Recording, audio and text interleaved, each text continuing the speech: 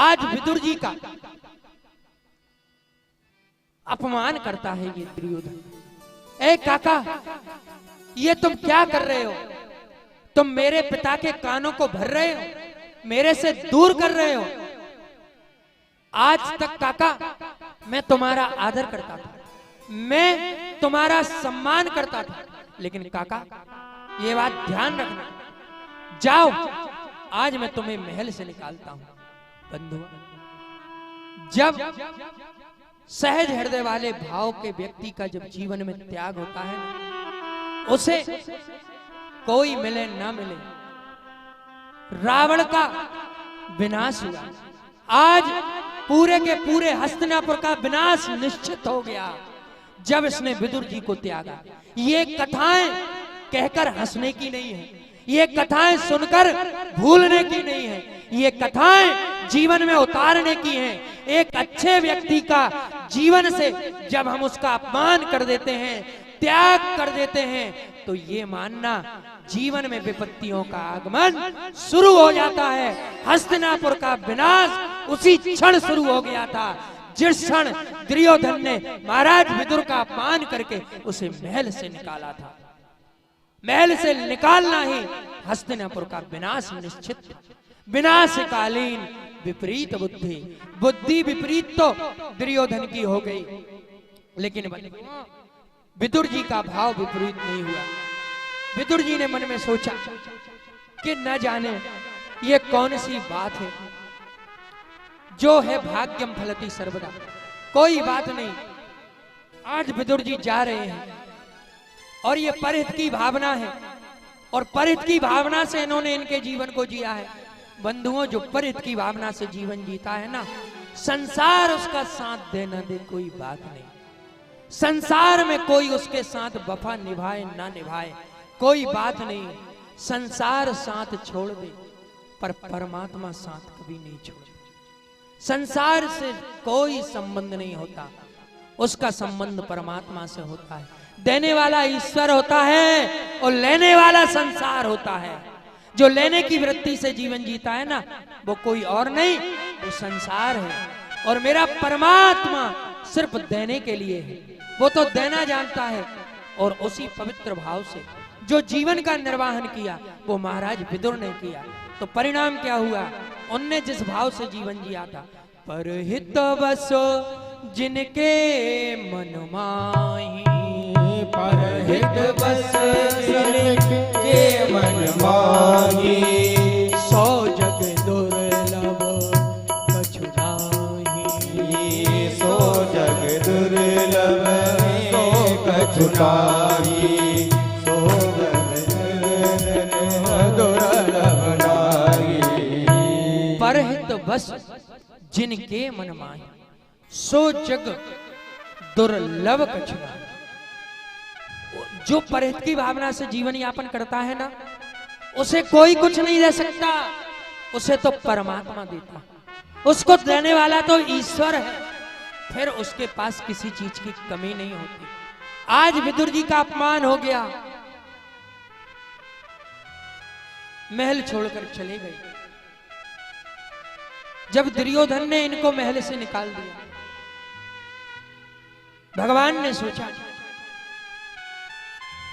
कि ये दुर्योधन को एक बार समझाया जाए। भगवान स्वयं साथ नहीं आते समझाने। जीवन में जब अहंकार आता है ना, तो कोई सहयोगी किसी ना किसी को तो ज्ञान देता है, समझाता है। बार बार समझाने के बाद भी जिसके जीवन में समझ ना आए तो क्या कहते हैं? मूरख हृदय न चेत, जो गुरु मिले बिरंच सम। आज सट सुधरहि सत संगति पाई। अज्ञान व्यक्ति को तो हम समझा सकते हैं, लेकिन जो जानकर भी जिनका तिरस्कार करता है वो मूरख हृदय न चेत, जो गुरु मिले बिरंच सम। और उसका क्या होगा ये तो राम जाने, राम की माया। आज भगवान ने कहा, युधिष्ठिर तुम चिंता मत करो, मैं एक बार जाता हूं, एक बार मैं दुर्योधन को समझाने की चेष्टा करता हूं। आज भगवान ने मन में विचार किया और भगवान शांति दूत बनकर के हस्तिनापुर की ओर आ रहे हैं। बंधुओं, जैसे ही पता चला दुर्योधन को कि स्वयं वासुदेव नंदन आज हस्तिनापुर की ओर आ रहे हैं, सबके सब उसने हस्तिनापुर को सजवा दिया, बंदरवार तान दिए। जो झूठ और मस्करी करता है ना, उसका व्यवहार बड़ा मीठा होता है। ध्यान रखना, मधुमक्खी जहां लगती है ना, वहां कितनी मीठी शहद होती है, लेकिन वहां कोई खड़ा नहीं हो पाता। क्यों नहीं हो पाता? क्योंकि वो मिठास सुख देना तो बहुत दूर की बात है, खड़ा नहीं होने देती। मिठास का व्यवहार जहां है, समझ लेना कि वो जीवन का कल्याण नहीं कर सकते। सच कड़वा तो होता है, लेकिन सुख कारक होता है। नीम कितनी कड़वी होती है, लेकिन उसमें गुण कितने मीठे होते हैं। नीम की कड़वाहट जीवन के रोगों से निजात दिला देती है। इसीलिए संसार में लोगों को उसकी कड़वाहट नहीं, उसके लाभ दिखते हैं। तो सच्चाई की कड़वाहट आज जीवन में अगर समझ आ जाए तो जीवन के विकार निकल जाते हैं। रोगों को कौन निकालती है? कड़वाहट ही निकालती है ना। आज ये नौटंकी कर रहा है, इसने पूरी की पूरी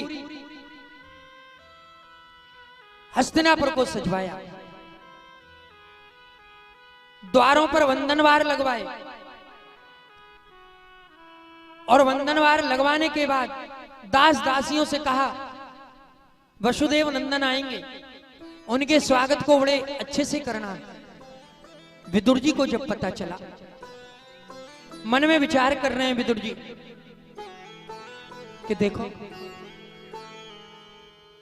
आज द्वारकाधीश हस्तिनापुर आ रहे हैं। अगर वो आएंगे, अगर मैं महल में होता तो उनसे मिल तो लेता। आज तो मैं उनसे दूर हो गया, मैं गोविंद के साथ रहा। कन्हैया आज जब हस्तिनापुर आ रहे हैं तो मैं उन्हें कैसे देख पाऊंगा? कैसे मुझे गोविंद मिलेंगे? कैसे मैं उनके दर्शन करूंगा? मन में विदुर जी विदुरानी से कह रहे हैं, विदुरानी जी आज जानती हो हस्तिनापुर में हमारे कन्हैया पधार रहे हैं, और ये कन्हैया समझौते के लिए आ रहे हैं, शांति दूत बनकर आ रहे हैं कि दुर्योधन की समझ में आ जाए। अभिमानी को भगवान भी नहीं समझा सकता। बंधुओं, आज विदुर जी कह रहे हैं विदुरानी से, मैं गोविंद के दर्शन करता, मेरे तो भाग्य देखो कितने खोटे हैं, आज मैं महल से ही बाहर हूं। विदुरानी कह रही, काहे चिंता करते हो? अगर तुम्हारे मन में प्रेम है ना, तो तुम उन्हें देखो ना देखो, वो तो तुम्हें देख ही लेगा। उसकी नजर तो हमेशा उसके प्यारों पर होती है। कहा जाता है, मैं देखा हूं तुम नहीं, और गीध ही दृष्टि अपार। जिस तरह गीध हजारों योजन पार को देख लेता है, वैसे ही भगवान की दृष्टि होती है। भगवान तो अपने भक्त को स्वतः देख लेता है। भगवान की दृष्टि सदैव भक्तों पर रही है। विदुरानी कहती, विदुर जी आप क्यों चिंता कर रहे हैं? अब बिल्कुल व्याकुल मत होइए, आप तो बस देखिए। अब विदुर जी मन में विचार कर रहे हैं, मेरे गोविंद का, मेरे कन्हैया का हस्तिनापुर में आने का समय हो गया। जैसे ही उन्होंने ये कहा कि देखो, भगवान श्याम सुंदर जैसे ही हस्तिनापुर के द्वार पर आते हैं, दुर्योधन द्वार पर खड़ा हुआ है। स्वागतम कृष्ण, कन्हैया इस हस्तिनापुर में तुम्हारा स्वागत है, आओ पधारो। कन्हैया उस भीड़ में देख रहे हैं। दुर्योधन कह रहा है, प्रभु आइए, स्वागत है। लेकिन भगवान की दृष्टि तनिक भी दुर्योधन की ओर अभी नहीं है। हाँ हाँ दुर्योधन, हम आ गए हैं। कन्हैया इधर उधर देख रहे हैं कि कहीं मुझे विदुर जी नहीं दिखाई पड़ रहे। आज कन्हैया देख रहे हैं उस भीड़ में कि मेरा विदुर कहां है। बंधुओं, आज मेरा गोविंद सन्मुख होए जीव मोहि जबहि, जन्म कोट अगर नासहि तब। आज मेरे श्याम सुंदर भक्त वत्सल निहार रहे हैं, और जैसे ही विदुर जी के ऊपर उस भीड़ में कन्हैया की नजर पड़ी, कहा जाता है ये नजरों से ही जीवन के सारे संबंध चल रहे हैं। बना बना कर तमन्नाएं मिटाई जाती हैं, बना बना कर तमन्नाएं मिटाई जाती हैं, और तरह तरह से वफाएं आजमाई जाती हैं। और जब उनको मेरी मोहब्बत पर एतबार ही नहीं, तो नजर से नजर क्यों मिलाई जाती हैं। आज ये तो मोहब्बत का संबंध है भक्त और भगवान का। जहां मोहब्बत होती है ना बंधुओं, वहां नजर स्वतः पहुंच जाती है। ये नजरों का खेल ही बड़ा अटपटा है। सामने कोई है और ध्यान में कोई। आज मेरा श्याम सुंदर दुर्योधन को नहीं, विदुर जी को देख रहे हैं। ये तो प्रेम का संबंध है, निस्वार्थ भाव का संबंध है।